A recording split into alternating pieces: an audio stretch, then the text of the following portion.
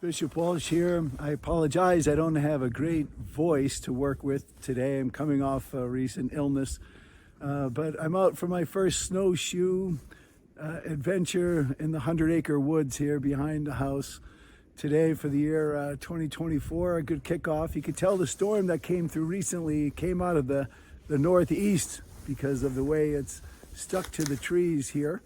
But it is a beautiful place where I enjoy coming to just pray and to enjoy the beauty of nature.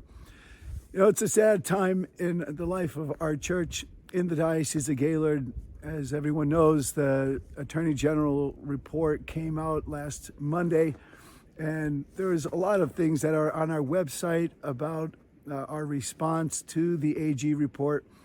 You know, it's been 5 years in the making, and we have been diligently preparing for the impact of this over especially the last couple of months. I want to thank the team at the Pastoral Center in a special way for all their dedication. It's a dark issue, obviously, to have to deal with and heavy. And we just did our best to try to make our response in a way that, first of all, recognizes the suffering of the victims and to acknowledge their pain and hurt and our commitment to justice for them. And then also just what we needed to do to also communicate aspects of what we've done as a church to improve and to make ways that we create safe environments at our schools and parishes and for all of our programs. And I think we've been somewhat successful in all of that, and we want to be able to tell that part of the story as well. But again, our time now is for prayer and for penance and really experience what that sorrow and shame is.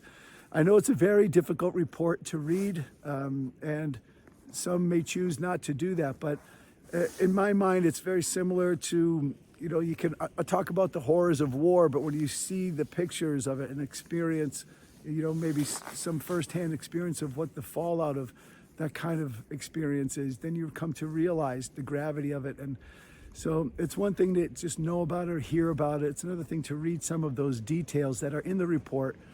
And again, this is only the second of the 7 reports throughout the state of Michigan. And it's just something that the church has to reckon with.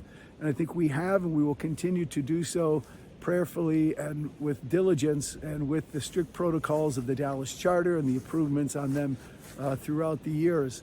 But we have to create that culture of understanding how this dynamic of abuse happens. So we have protocols and strict ways that we will do our best due diligence to respond to any allegations and to move forward trusting in God. I was thinking of the scriptures and rereading some of the early Acts of the Apostles and the reflections that come from the life of the early church. And boy, there's so much turmoil in our life right from the beginning in the life of the church. And we know that's just the nature of the spiritual battle that is there. Jesus won the victory, but in the meantime, there are aspects of sin and aspects of evil that from time to time surface and seem to win the day. But it is our sure hope that Christ's victory will ultimately reign in our hearts and have victory over all things. So we'll move forward with that sense of trust and refer you to anything that is on our website, or certainly in the days ahead, I'm going to be meeting with my priests and deacons to pray and to have conversation with them and have our masses of reparation on January, I believe it's 24th, all across the diocese. Encourage you to attend one of those masses, and also listening sessions that I will ultimately arrange in different parts of the diocese. Certainly feel free to call in or to email any of your concerns. So I know it's a very difficult time in our diocese, and we'll prayerfully make our way through it. Just in addition to that, I'll just let you know that on Saturday, I look forward to the women's conference in Christ the King in Acme, and praying with those who will be gathering at the women's conference. Pray for great spiritual renewal at that time.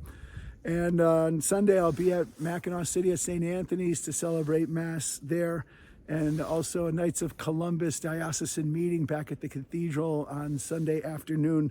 On Monday, it's Martin Luther King Day. I'm going to be serving at the Safe Harbor in Traverse City. I always look for something to do to honor the legacy of Dr. Martin Luther King and do some act of service in some way. So I look forward to being with the good people at Safe Harbor.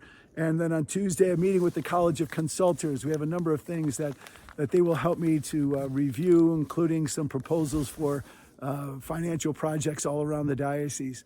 So as we move forward in faith, hope, and trust, I pray that God will continue to sustain us in his love. Thank you for checking in, and God bless.